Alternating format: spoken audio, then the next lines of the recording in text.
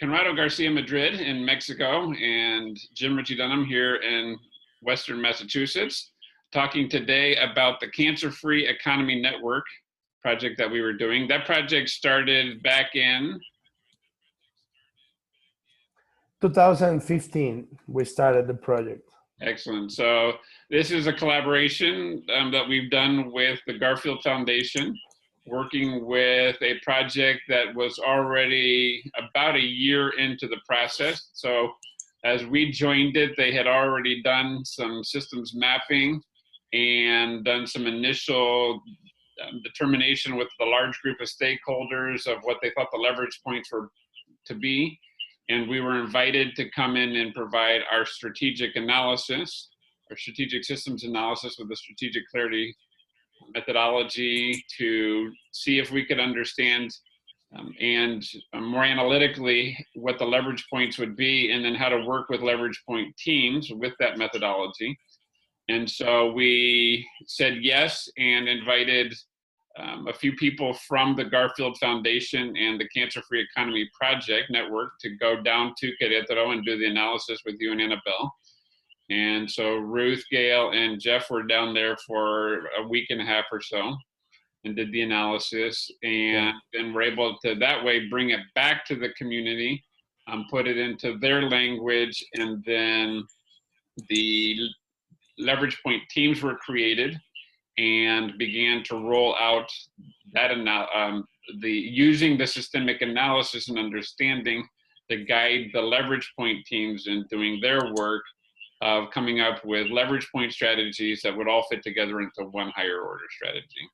And so you came in this case, and interesting to come in halfway through a project of starting with what are we trying to do, designing a system, getting leverage points within the system, doing the analysis to support that, and then the leverage point teams that come up with the United Strategy and coming in halfway through and working on that project.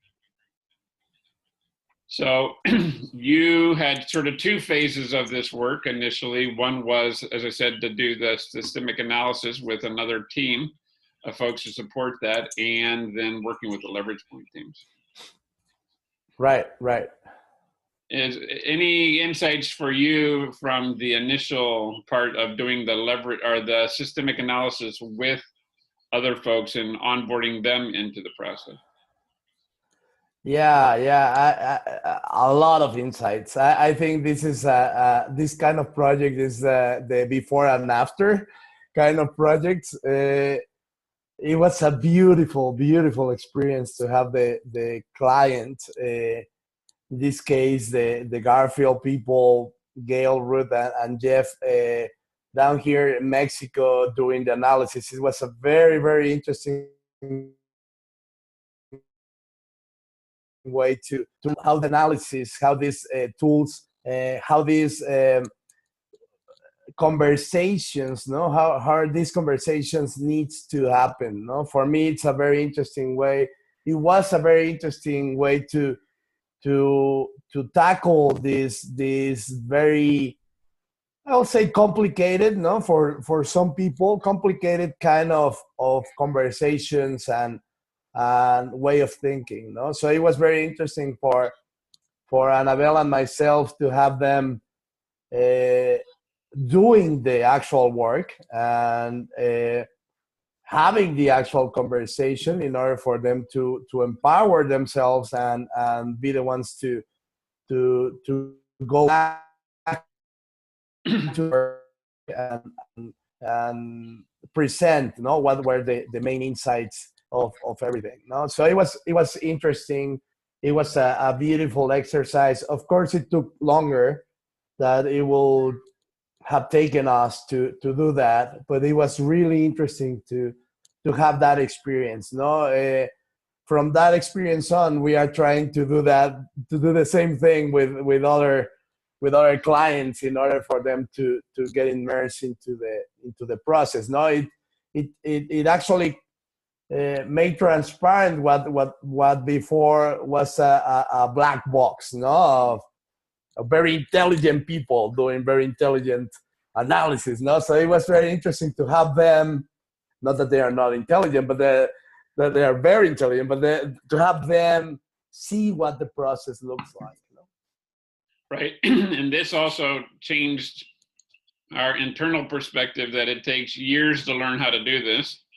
It said, or we can teach Right. people who know how to think strategically, who know how to think systemically, and who are ready to collaborate.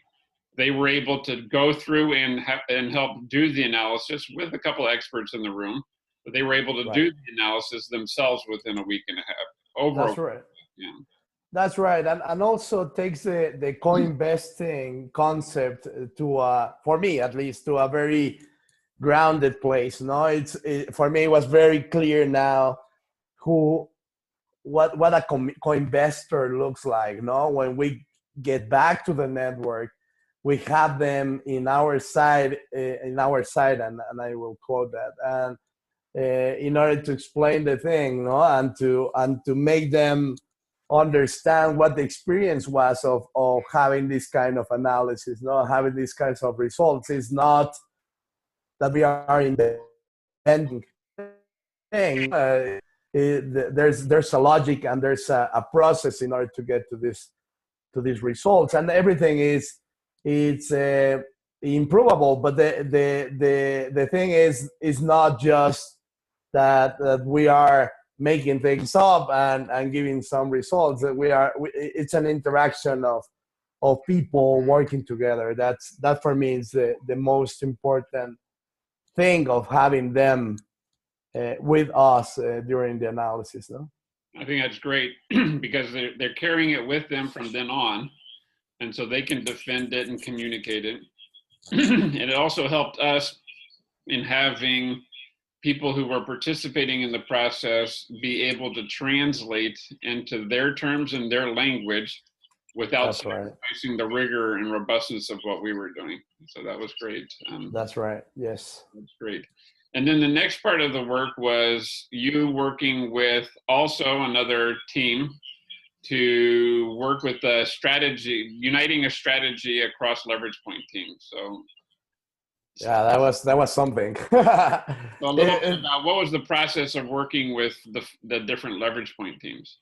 The process, what we did, we had a very specific process. We wanted to get to different tools during the whole process. We have some calls, webinars, and then right in the middle of the process, we had an in-person meeting with each leverage point team, and at the end, we had a whole network convening. No, so that was basically the process. So for us, the first thing was the innovation of this was the webinars, the working phone with them. No, with the groups, and try to get to a very, let's not say difficult, but different tools that they had never used before. So it was quite a challenge, to get there at the very beginning. The other challenge was that these guys, these people were they are very, very important people in their sectors, and by definition, very busy. No, they were volunteering their time in order to get this network running. So it was quite difficult to manage the value creating process for them in each call, or to ask them for a day and a half in in-person convenience. No? So it was also very difficult to make that transition, no? and to get to the perception of value creation. For me, it was the most difficult part, and also to try to understand and to try to bring whatever they did in phase one, and incorporate it in phase two, because obviously that needed to be very, very fluid. No, the flow should be very logical and very smoothly, done. So it was also very, very challenging to do that kind of of things. But at the end, it was a beautiful experience. They are all caring people. They are all people who really wants to change the world. So that's the kind of group that's gonna make it very challenging, but very effectively.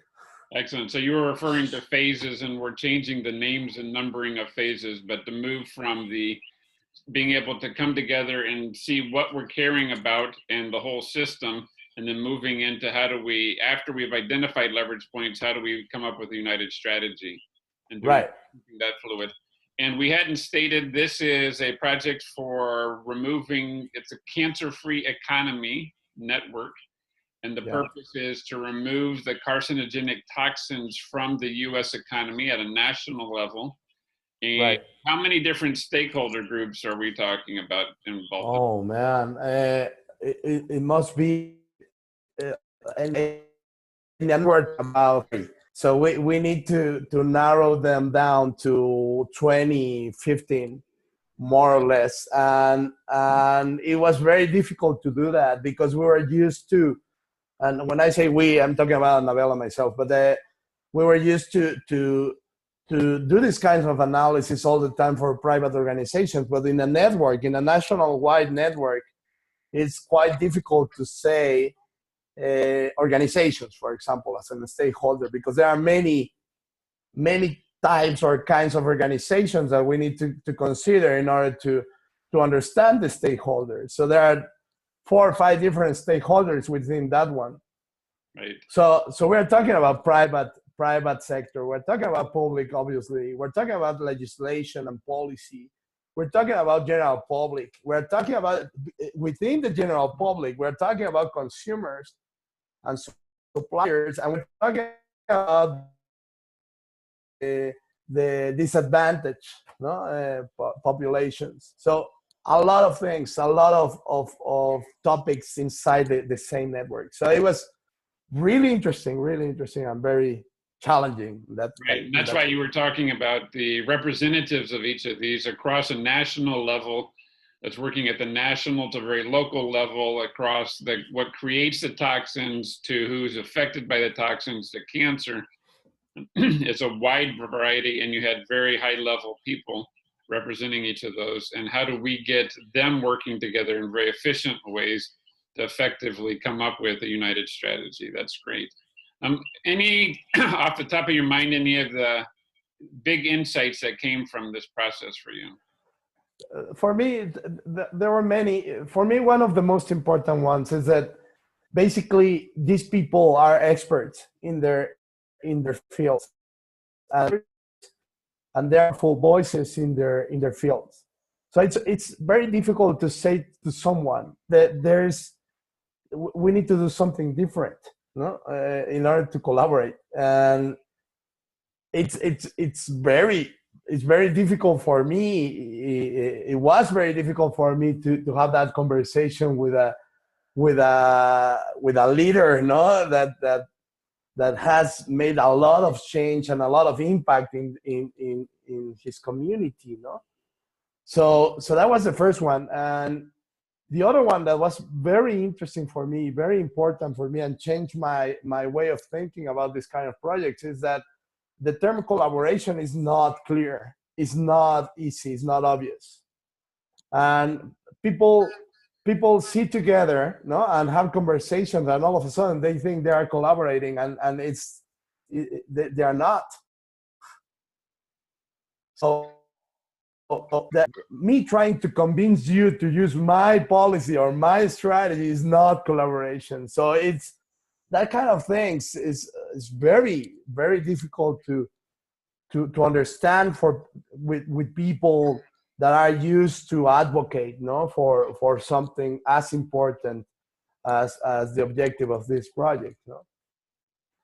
The other one is that thinking strategically is difficult. It's difficult for all levels, of organizations. But when you start doing it, when you start using using the it's not using the tools, it's using the frameworks, it's using the way of thinking. When you start doing that, all of a sudden, very important and opportunities start coming, no? And it's a beautiful thing to see that happen, no? Because after all the challenge that you are facing during the process, at the very end, they are grateful and they say, "I didn't know what you tried to do at the very beginning, but I see it now, and I'm and I thank you." And we had that experience with Fred Brown, which is one of the leaders there in the Cancer Free Economy Network. What very difficult person, and difficult in a good way, very determined, very passionate, very impactful in the doing, and he wanted to do short-term things, and he wanted to do things that we need impact now, no? So every single thing that we were doing, he was like, okay, let's not waste more time, let's do things instead of having these conversations, no? And we had that convening last February, and he was there, and he said, I just wanted to say that now I know what you were trying to do, and I love it. And he wasn't rude back then or anything, but he was really challenging. And he said, and I appreciate it now, and I understand, and we are moving forward. I want you to know that we are moving forward. We are implementing things. And we're implementing things that happened during the process we follow with you. So it was very important for us because it was a very interesting kind of project, no? That's great. One of the other innovations that we started to incorporate in this project that you had done a bit of before, but we were very explicit this time, was the use of the templates, the graphic templates, right, to make it easier for people on the calls and in the teams to work with some basic questions and make it graphically more pleasing. Yeah, actually, the group that we were interacting with during the process, it's a group that specializes in design thinking. So they had these templates for the whole process. They were open enough to let us incorporate some of our templates or our ideas of a template, and it worked nicely, because I think the most difficult part of the analysis or the communications of the tools that we have is that they are difficult. They are difficult, and the reason they are difficult is because it represents a different way of thinking that we usually have. So I think the template helped to organize the thinking in a way that the conversation was easier in order to get to the results we were looking for. So it was a very interesting way to do things. Wonderful. So we'll share some of the templates also in the knowledge base. So this is great. So a group taking on a very large project to remove the carcinogenic toxins from the US economy, and across a lot of different stakeholder groups coming in after the systems analysis, setting the definition of the system and the creating of the system. An initial leverage point analysis has been done to do a systems analysis and create the leverage point teams using templates with this level of people to come up with something that we can come up with leverage point strategies and a united strategy. We also incorporated using the online presence for a lot of the work.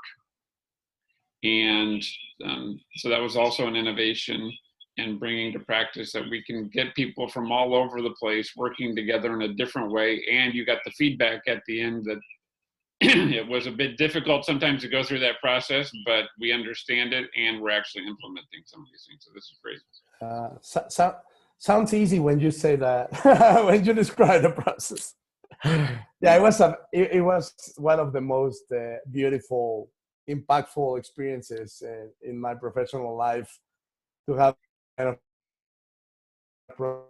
we, we are always you always say we are climbing ladders, not stepping, not step by step, no. So we usually have that kind of experiences, but that was the last one that was very very impactful in my professional life. That's great. Thank you for sharing the story, Conrado. Thank you.